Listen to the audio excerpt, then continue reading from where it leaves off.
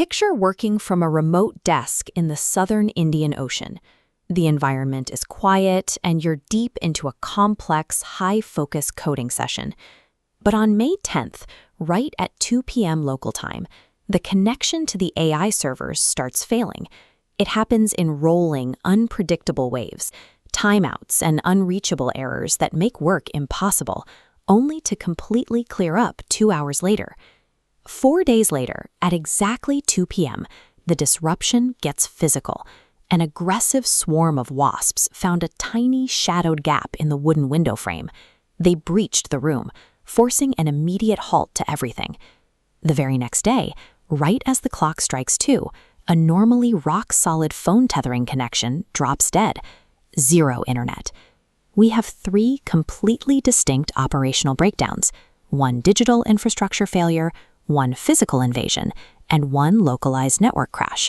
Yet all 3 manifested in the exact same 2 to 4 p.m. afternoon window. Patterns this consistent suggest a systemic cause. If the source isn't in the wires or the walls, the search has to expand, shifting from the local environment to the mechanics of the sky above. Right now, we have a specific condition in the macro sky.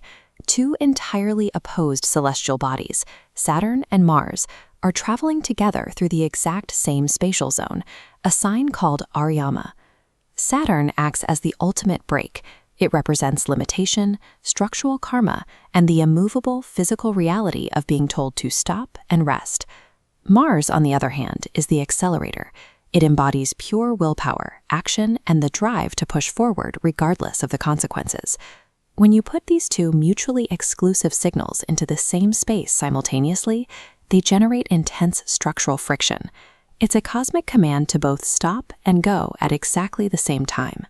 But that immense planetary tension is universal and relatively static.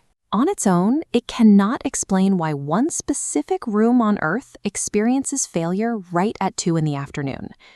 To understand the timing, we have to shift focus from the static sky to the mechanical reality of Earth's 24-hour rotation. This horizon, the Ascendant, sweeps across 12 distinct celestial sectors. That local horizon acts like a sweeping lens, locking into a new sector every 2 hours. By 2 p.m., it places that Saturn-Mars friction directly into the 8th house. The 8th house is the architectural blind spot. It is the realm of hidden flaws, unexpected traps, and vulnerabilities that sit quietly out of sight until they are actively triggered. On the second day of disruptions, the moon briefly entered this exact alignment. The moon acts as a rapid catalyst, amplifying that friction and turning a frustrating digital outage into an aggressive physical Martian invasion through a gap in the wall. The Earth's daily rotation effectively weaponizes distant planetary friction. It takes a generalized cosmic tension and distills it down into a highly targeted, 2-hour localized stress test. Let's clarify an important distinction here. The 8th house transit did not create the overloaded servers, the gap in the window frame, or the weak network tether.